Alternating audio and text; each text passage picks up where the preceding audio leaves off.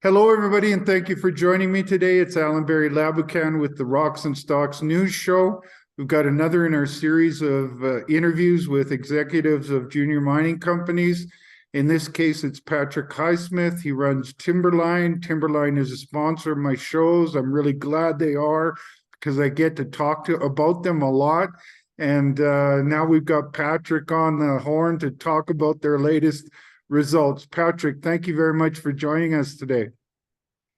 Yeah, hi, Allan. Good to be with you. Well, you had what I think is very good news out just a couple days ago, and I wanted to get you on to talk about that, Patrick. Why don't you go into some of the details that you think are important in that news release? Thank you, Allan. It's good to be here to talk about it. We're finally getting into the guts of the sort of assay flow from our 2022 drill program, thank goodness. And we got another 5 holes here. We'll have about 10 more holes or something coming, Allan, between now and the end of the year, or maybe the 1st of January, but certainly a couple more news releases over the next quarter from these drill results. And we're just happy to finally be in the flow of assays from the lab. So I'm going to share a screen to help us walk through it, if that's all right And by with the you. way, Patrick, I think your timing is very good to be coming out with this news and your future news releases, because as we talked about prior to the interview, I think we're in a much better scenario for the price of gold. Just in the last 4 trading days, we've had 3 where gold was up 55, gold was up 35, gold's up 40 today.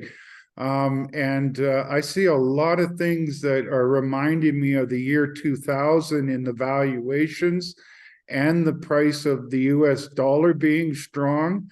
I think the US dollar is overdone. It's been on a parabolic move this year. Parabolic moves never last. And I think on the other side of it is a bearish trend for the US dollar and bullish for gold. So I think we're coming into an exciting time. Yeah, I feel the same way, Allan. And I recall I joined Newmont in 2004 when gold was on that good run. And I was managing business development in those days. And let me tell you, it was tough to get a deal because the market loved gold and everybody had cheaper money than Newmont's money. Let me tell you, we had hooks in our money. It's good to be on the issuer side, Allan. And it tells you something about exploration. You have to persist. You have to keep drilling. You have to keep drilling because in a big district like this, it takes a lot of drill holes. And unfortunately, the drilling takes longer than each of those cycles. So we've got to persist. And that's what we've been able to do since we had a good, strong financing in April. So that Well, funded a and real one of the program. things I look for, Patrick, is, the companies that are trying to time the market, they are always 6 months to a year behind the market. And those that are drilling and talking about their story, which I think is equally as important, are the ones that participate when the trend changes. So you guys are in that camp. Yeah, we hope so. You see this gray hair and receding forehead? This is from trying to time the market. So instead, I just do exploration now. So, Good on you. yeah, so yeah, let's walk through a few slides from the news release this week. Obviously, folks will be able to find this presentation, or this is a subset of the presentation, but the news release and this presentation will be on the website, and please check out that cautionary language. So just a reminder, we're 100% focused on Nevada, Allan, 3 projects, but we're really only going to talk about Eureka today. That's where we're spending all our money, and that's where we got a tiger by the tail down there in the Eureka camp. So we're going to go straight into the Eureka project and talk a little bit about this news release. Just setting the stage here. We're looking north up what we call the Eureka Gold Belt with this slide. The outline in black here is our 70 square kilometer land position. And as you know, we share this with I-80 Gold at the north and a couple of other juniors, Paycor and Golden Lake Exploration. We've got about, 58% of the tenements in the district, Allan. So we're a big tenement holder. And of course, I-80 to the north has got 7.7 million ounces of resources up there. So they're the big boy in the district. And importantly, it's this belt that rocks through the middle here that we're going to talk about, because really we've been drilling here in the Cambrian section down here at our Lookout Mountain resource, and hatchered in red there is the water well zone, and some of the other areas we got drill indicated gold. And that was in the Cambrian. But if you follow this north, Ewan and the boys at I-80 have also been drilling a lot of gold in the Dunderberg, part of the Cambrian section, and in the Windfall, also in the Cambrian section. But they've also got a big chunk of these Ordovician rocks that constitute this belt, like the Goodwin and the 9 Mile, which are important hosts. And one of the highlights of this news release this week is we've drilled significant gold for the first time also in the Ordovician now, Allan, and that silver system is showing up again in the Ordovician. So both gold and silver occupy the Eureka district, but of late we've been drilling gold, but keep seeing these silver intercepts, and we don't mind seeing two types of mineral systems overlapping, do we? That's usually a good sign. Well, I don't. Sometimes everybody thinks about Nevada as a gold thing, and Eureka actually has a long history of CRD mining, and That's right. to put that into context, I mean, look at what happened with Arizona mining when they found a CRD. The stock, they were a massive winner for the shareholders, and they got bought out for about $1.5 billion. These CRDs can be very exciting, and this is probably one of the best emerging CRD camps that I'm following, simply because of the tremendous grade. Yeah, no, for sure. And just a bit of history, as you said, up here at the northern block of our claims, an area called New York Canyon. I believe those were the discovery claims for the Eureka district in 1861, right there in just outside of town on our claims. And we've done a little prospecting up there, Allan. We'll actually be talking about some high-grade silver and gold up there from some initial prospecting. Maybe during December, we'll get a news release out on that. Up there, and that's up close to the I-80 project, of course. But Before here we are. Talk about the CRD. Let's get into this gold, because at Lookout Mountain you got a resource. You're expanding that resource, and not far from that resource is a big geophysical anomaly. And I also see an interesting structural story there. Absolutely. Let's focus in on the gold story, and this news release has a little bit of both gold and silver as we headlined it. So we've just zoomed in here on a small subset of our claim package around the Lookout Mountain resource, which is outlined in red. One of the historic pits sits right there, and then all those discs, Allan, are grade thickness for gold. So the big red discs are 100 to 200 gram meters. The purple discs are 200 gram meters. You can see there's some nice examples of that here underneath the old historic pit, and also here in the water well zone. Mm-hmm. And then there's a few blue circles on a few drill holes right in here we're going to be talking about, and some blue lettering. And those are historic silver intercepts from this area and also to the north up here at Rocky Canyon. So I'll just break this out. As you're showing this map, the first thing that sticks out to me is the structural story. You've got a structure that goes down the west side, and two structures come together, and you've got the repetition of that a little to the north, and look at where all your big discs are, right in between two structures. Yeah, it is as structural of a story as I've ever seen, Allan, and really that's what we've learned about. That's really the thing I'm most excited about in this news release, is we finally figured out some of these internal structures. These smaller structures, they're shown in blue lines here, and they're kind of hard to see at this scale, but these massive structures that are shown in gray, these have kilometers of throw on them, Allan. We know this one has a couple of kilometers of throw, and this one has a couple kilometers of throw. Notice there's the high-grade Oswego showing on that big structure. And here's Lookout and water well over here on another big structure. But then internal to that, it's basically a big flower structure in there, Allan. We have faults dipping to the east and faults dipping to the west. And in that structural zone, we've got what we call a flower structure. And in there, the rocks are just chock-a-block with fractures. And you know what that is? That's plumbing for the fluids, right? So that's why we like it.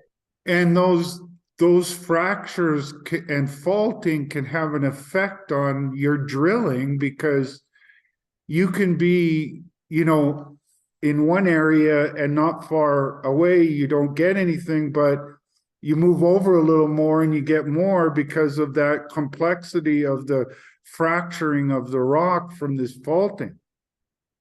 Yeah, that's exactly right, Alan. What we take away from the 2021 and 2022 programs is that we are in the footprint of a discovery here in the water well zone. And it's outside the resource, but it's going to add to it eventually.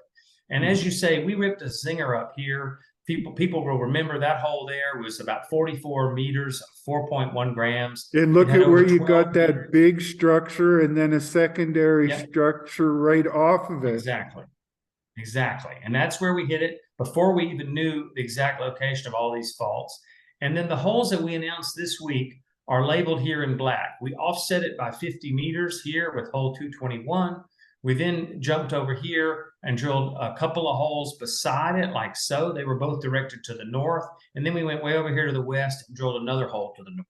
And the reason we did that, Alan, is when we drilled 221C, sure, we got some gold. We hit, what is it, 6 meters of almost 2 grams, okay? It's not a dry hole, but it wasn't anywhere near as good as the previous hole. But the section was faulted out. That Dunderberg we like, that always has the ore in it, Alan, that thing got a lot thinner. So we had to go looking for the rest of it.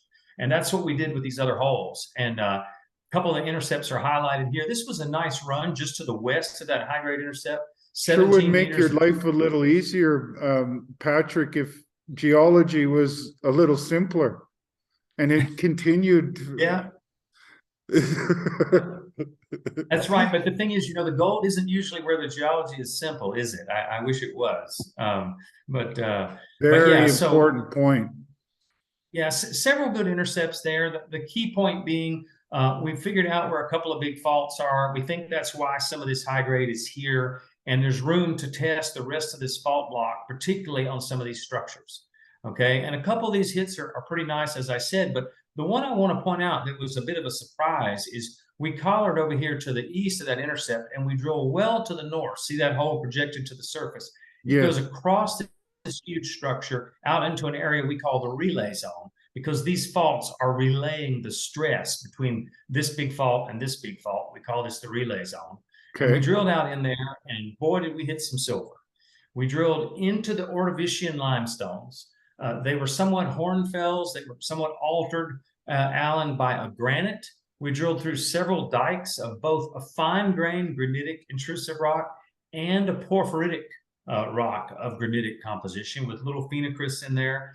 And so when we hit that intrusive and around it in the Ordovician limestones, we hit one run 30 meters of 12 grams of silver, another run of 79 meters of 8.3 grams of silver. In total, there's over 200 meters of highly anomalous silver. These are just what you get when you use a 1 gram cutoff, which is a pretty high cutoff. And that's your CRD hit. That is CRD. It comes with lead and zinc mineralization, locally over 1%. Now, we don't have bonanza grade yet, Allan. The high values in that intercept were 120 and 145 grams silver, but that's pretty respectable. I started doing some homework when I saw that because, from my knowledge of what's happening at I-80 Gold and then Paycor in their CRD systems, those secondary faults are really important. You just about got to a secondary fault there. Just to the north of it.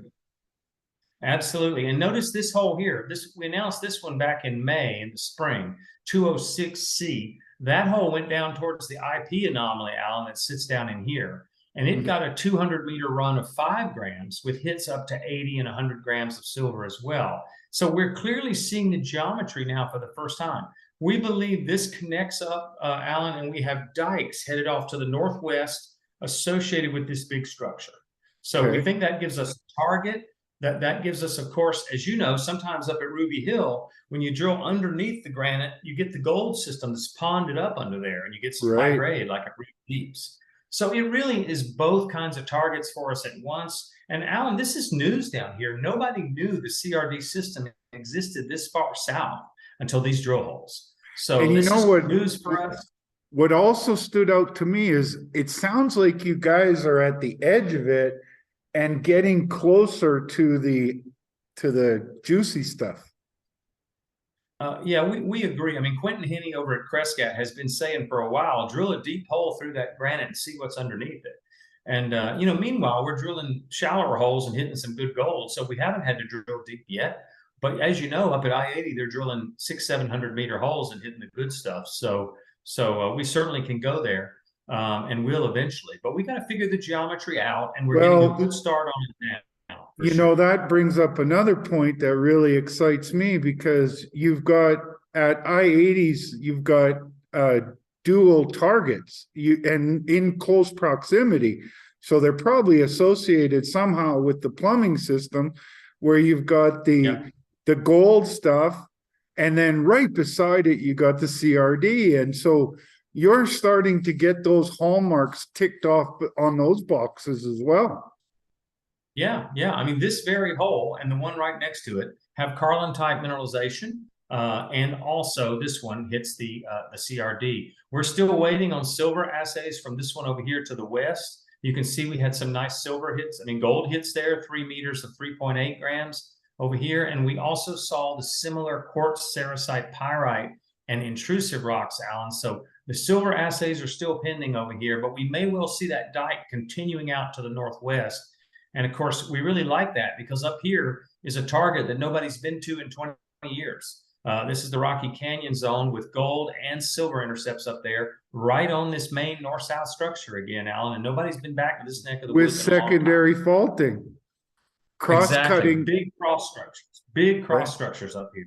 Absolutely right. So again, from there down to the southern end of this resource, Allan, it's over 6 kilometers. So you got gold and drill holes for over 6 kilometers, and a kilometer wide zone over here, right through the guts of this. It's about 1.5 kilometers wide. So pretty exciting growth, and it's a bit like watching sausage being made.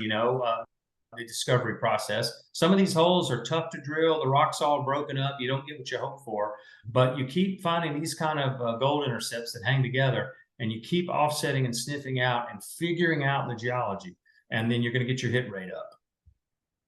And so let me just keep going. Yeah, let me just show you a section, because some of the folks will understand a little bit better. I got a long section through here, and it's really early days of drafting it, Allan, but it shows you what happens when we hit that fault. So this is the north-south, northeast, southwest section. This is the resource area to the south. This is the water well zone. There's that nice thick high grade we were talking about. And I've shown this to you before, because every hole that went through the Dunderberg for over 1 kilometer has hit gold, right?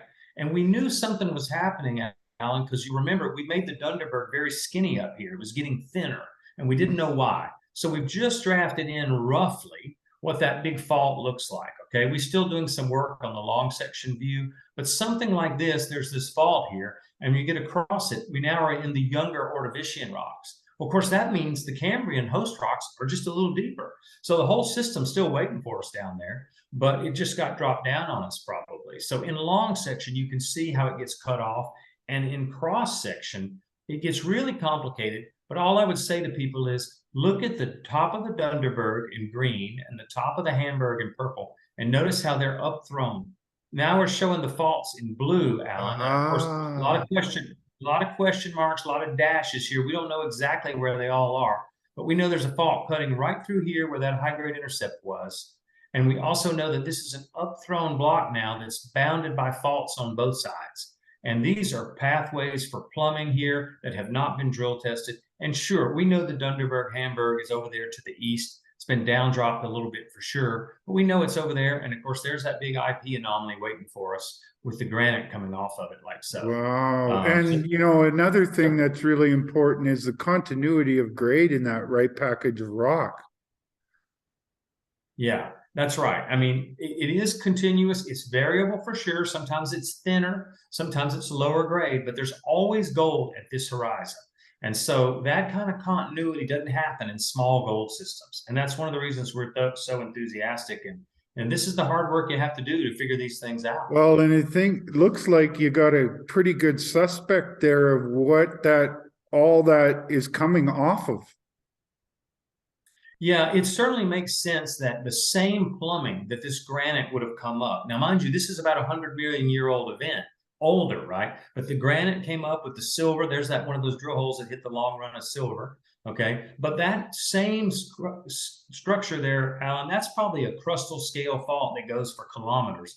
And the Carlin gold event was probably around 38 million years ago here, and it probably used the same plumbing, just like up at Ruby Hill. We might expect to find the gold underneath some of this granite, around the edges of it, and of course, it's followed this key contact, right up into the resource area to our west. So we're still, quite encouraged. And in this view, you talked about that IP anomaly. Here it sits in the middle of the valley, okay? And here's that hole right next to it with the silver intercept that I just showed you. There's the water wells on to the west, and then over here to the east, there's that Oswego again. So you got west dipping structure, east dipping structure, a big old flower structure, which is great for the plumbing of those fluids to come up. And maybe that's what the Oswego, you've got some. At Oswego, you got some cross-cutting structures where right where they meet, you've had some great results. Absolutely. And it looks like Carlin type chemistry over there, but there is some silver to the north and to the east. So there's silver over there as well. So it's just a big system, Alan, and that's what we like about it. And we can go out here and drill grade, and we know when we get down to the Dunderberg, Hamburg, we're going to hit gold.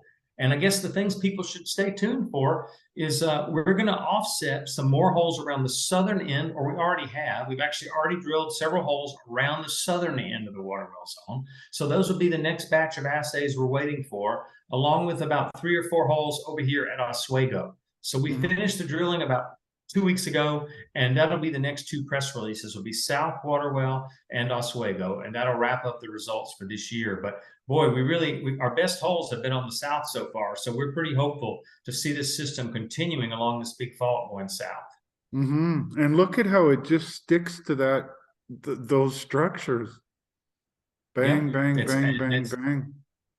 You and I were just talking before the call about analogies to other places in Nevada. And boy, we had a consultant just come up with a bunch of examples that we pulled out of the literature and from his work. And you can just see everywhere you go in Nevada, these faults are chopping things up, and sometimes they offset the system, move it around. Other times you got granites or other intrusive rocks that come in and the mineralization goes around it. So variability, a lot of structure, that's just more and more evidence that you're into a system. So that's why you got to persist and keep drilling these things. And well, and along the way, you're learning a lot too about the structures and the controls of the mineralization, and that's what you got to do in exploration. Absolutely right. We just can't do this. This is a big company project, Alan. If I was running a major, I'd have a $10 million budget on this, and we wouldn't be wasting a dime. And we'd have 4 or 5 rigs out here.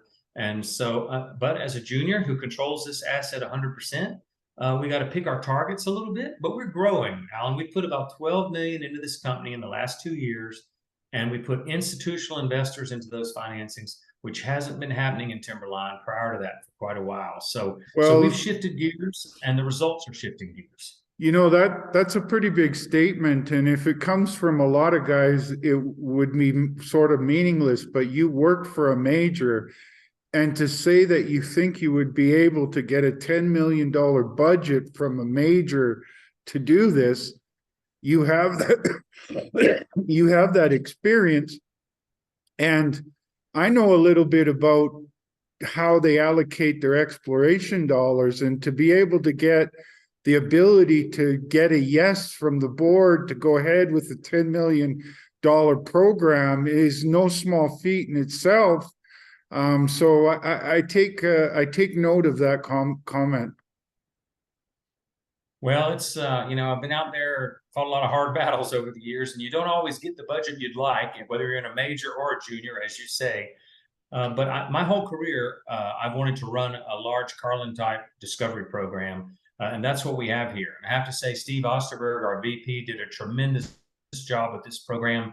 Both the RC and core drilling came in under budget. We really delivered. Our core driller yielded virtually 100% recovery in these shattered rocks, Alan.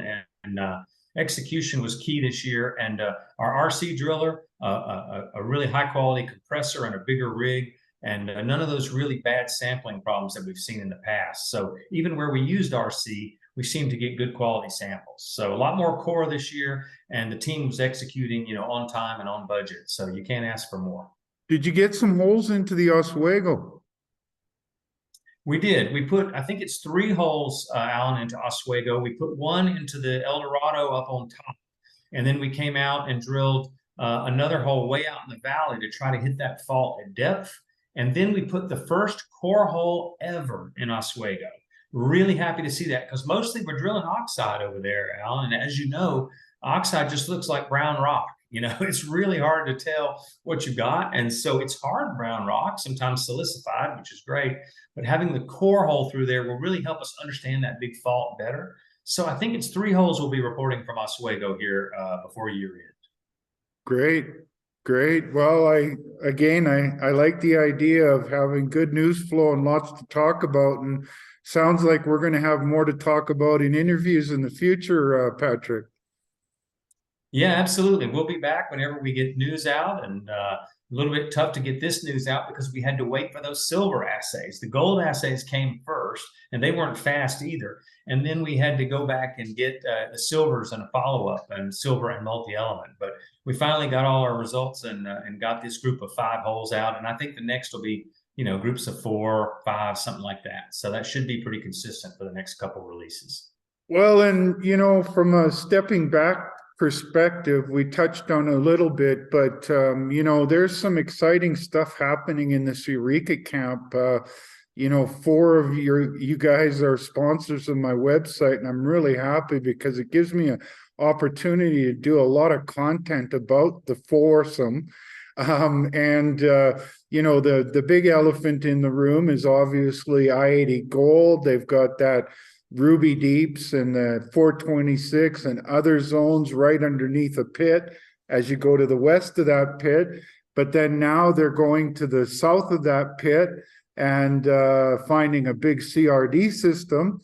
You continue to the south, there's a big fault that goes through I-80 Paycor. They're finding a CRD. Now you guys and you guys are now below, and I think you're kind of sounding a little bit like I-80 2.0 in that you've got something good on the gold, and now it looks like you're getting into a CRD system. And I think that as we get into a stronger market for gold, Nevada always gets a lot of attention, but this Eureka area has the chance to capture a lot of investor enthusiasm. It sure does. And a lot of credit to I-80 Gold and Ewan for that, because acquiring that project that he knew was going to be bound for production, that really gets it on the radar screen as the next tier up from just an explorer, and Ewan's passionate about exploration, and his team certainly is.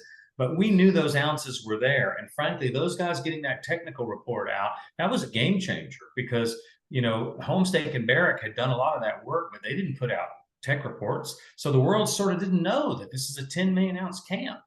And now we know that it is, with historic production and their resources and our resources. This is a 10 million ounce plus camp. And the good news is, in Nevada, these districts, a lot of times, they don't stop at 10 million, Allan. They keep going. They keep going.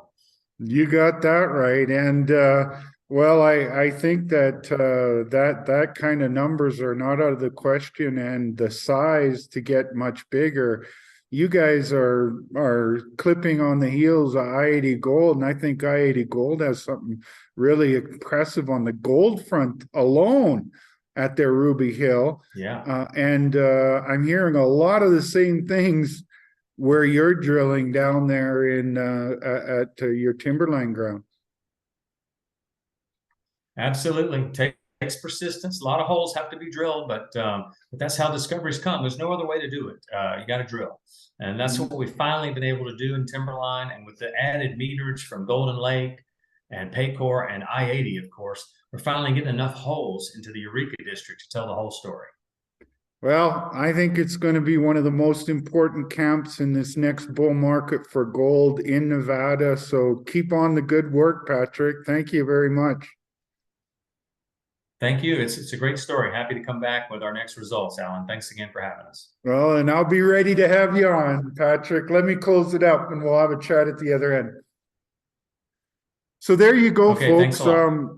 Patrick, I think Timberline is onto something really special, and I mentioned I-80 Gold for a reason, because I'm seeing a lot of the similarities of what I've seen at I-80 Gold now on Timberline's ground, and they have a big package of rock or a big package of ground. The leader in the camp as far as amount of ground, they have plenty of targets on that ground, and they're hitting with the truth machine, and they're starting to really get a handle on the faulting and the broken up rock and how that's affecting the mineralization. But I think they've got something special for gold and the emergence of a CRD discovery, which excites me a lot, because those can be very powerful movers of valuation in junior mining stocks. And it's interesting also that one of the guys that was involved with the Arizona mining, Jim Gowans, is involved with the ground that's sort of in between I-80 and Timberline, which is the Paycore ground, where they're finding a CRD. And then you put it into the historical context that this was an important camp for silver production from CRD deposits. So you're looking in elephant country for both gold and silver. And I like that combination. And I really think that the valuation that Timberline has is a great opportunity for investors, and especially if you're bullish on gold like I am. As always, my shows are for information purposes only. Do your homework, speak with your financial advisors. A good place to do that homework is YouTube, my Rocks and Stocks News channel. We've done some interviews with Patrick, and I've done some special reports where I've talked about the whole Eureka area, including Timberline, Paycore, Golden Lake, and I-80. On that note, have a great day, and we'll talk to you soon.